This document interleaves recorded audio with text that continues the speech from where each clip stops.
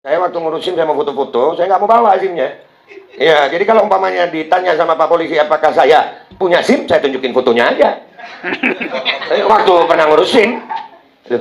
Kalau saya sampai ditahan perkara itu, saya akan bilang, loh presiden saya begitu. Dan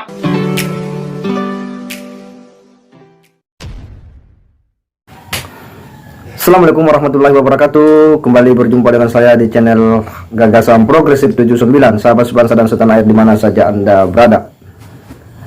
Seolah tak mau selesai, ya kasus ijazah palsu ini terus menerus saja mengemuka ke permukaan. Ya kadang juga kita bosan ini mendengar ya isu ini, karena ini saja terus menerus digulirkan oleh kelompok-kelompok yang memang membenci Pak Jokowi. Padahal kalau kita pikir bahwa ya negara-negara lain itu sudah bergerak jauh ke depan, ya bagaimana memikir dan merancang bangun ya pembangunan negaranya, berikut bagaimana memikirkan kesejahteraan rakyatnya. Sementara kita masih saja sibuk-sibuk ya kemudian membicarakan ijazah palsu ini. Tetapi apa yang dilakukan oleh mereka, segala upaya-upaya mereka toh pada akhirnya juga tak bisa berhasil, karena memang ini adalah sebuah upaya untuk kemudian melemahkan Pak Jokowi. Dan yakinlah bahwa rezim hari ini adalah rezim yang banyak mendapat dukungan ya dari rakyat Indonesia dan doa para ulama-ulama ya, doa umat Islam. Saya yakin bahwa Pak Jokowi itu ya dilindungi ya oleh Allah Subhanahu wa taala, dan kekuasaan ini diberkahi, dan itu terbukti bahwa dia terpilih 2 periode. Apa yang mereka lakukan ini betul-betul tak mau berhenti ya. Ya, untuk lebih jelasnya kita akan coba simak apa upaya-upaya mereka. Tetapi semua upaya itu selalu gagal ya di tengah jalan. Benar kata Babe Aldo tadi, nggak mungkin nggak ada kaitannya dengan ijazah palsu, nggak mungkin. Dari mana? Amat blow out kalau kita tidak mengkaitkan, karena dia ditangkap kan karena mubahalah. Mubahalah isinya apa? Tentang ijazah palsu. Di situ korelasinya. saya waktu ngurusin saya mau foto-foto, saya nggak mau bawa SIM-nya. Ya, jadi kalau umpamanya ditanya sama Pak Polisi apakah saya punya SIM, saya tunjukin fotonya aja.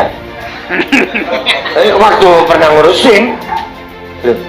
Kalau saya sampai ditahan perkara itu, saya akan bilang, loh presiden saya begitu.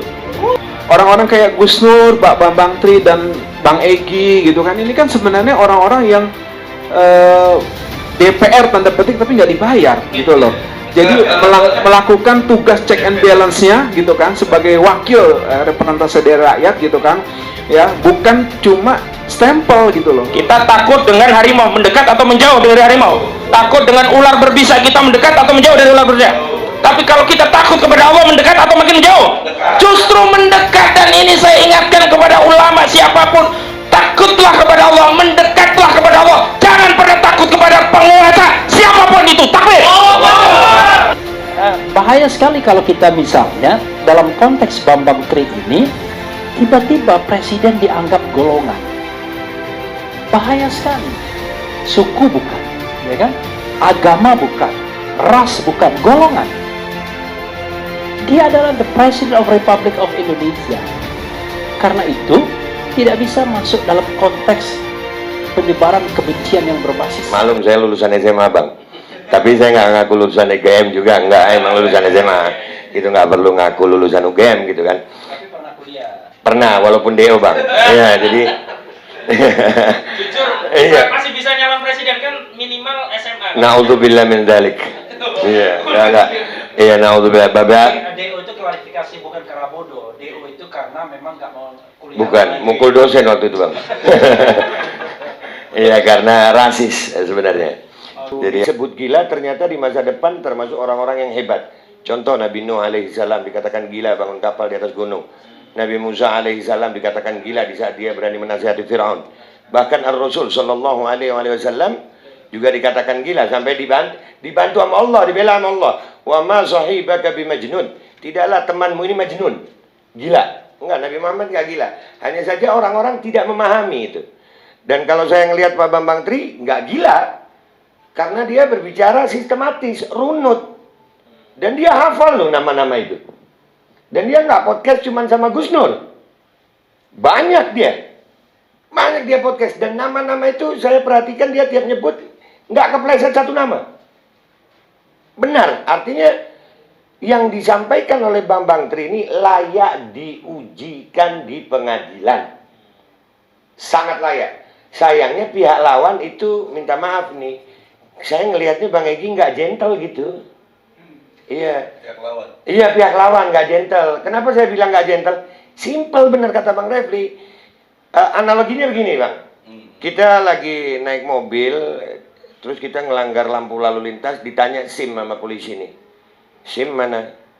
Tunjukin foto lagi di Samsat. Nggak nyambung. Hah? Iya.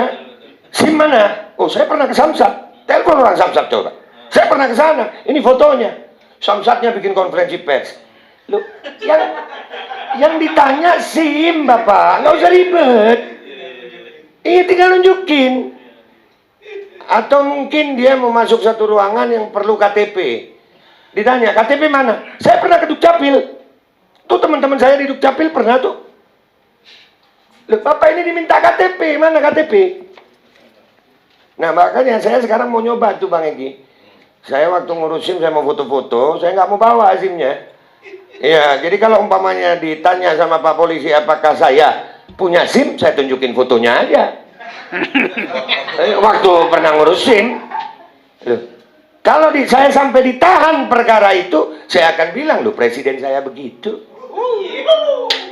Itu walaupun dikatakan oleh pihak-pihak itu, ini nggak ada hubungannya sama ijazah. Ya Allah. Ini kita mau percaya susah gitu. Iya. Gimana kita? Kepercayaan ini kan belum ada. Ya, inilah upaya-upaya mereka ya, yang terus-menerus saja mengumbar ijazah palsu ya, mencoba mencari momentum kapan dan di mana beliau harus ya membangun opininya untuk terus mengirim publik Indonesia agar yakin dengan apa yang mereka sedang skenariokan, bahwa upaya ini pada dasarnya hanyalah hendak menjatuhkan ya wibawa Pak Jokowi di mata rakyat Indonesia, di mata publik, dan berharap agar Pak Jokowi di akhir periodenya ini yang muncul itu hanyalah stigma-stigma negatif dari rakyat, atau ya kasarnya adalah Pak Jokowi hendak dijadikan sebagai pemimpin ya yang gagal ya dalam memimpin Indonesia, sekaligus seorang presiden yang tidak bisa dikenang kelak di kemudian hari. Nah, ini yang mereka mau, sehingga narasi-narasi itu terus-menerus dibangun, tetapi toh pada akhirnya itu juga selalu gagal ya, dan publik Indonesia masih menjadikan Pak Jokowi sebagai pemimpin yang ada di hati rakyat Indonesia, yang mendapat ya dukungan dan simpati yang cukup besar. Semakin Pak Jokowi disalimi, semakin rakyat Indonesia cinta kepada Pak Jokowi. Upaya-upaya mereka ini gagal terus. Itu artinya bahwa kekuasaan ini adalah kekuasaan yang diridhoi ya oleh Sang Pencipta. Kita berharap bahwa apa yang telah dilakukan oleh Pak Jokowi teruslah berkarya, berbuat dan bekerja untuk anak bangsa, biar sejarah yang kemudian akan berbicara akan seluruh capaian-capaian dan prestasi Bapak yang telah terukir, yang akan abadi dan dikenang oleh rakyat Indonesia. Segera demikian, wassalamualaikum warahmatullahi wabarakatuh.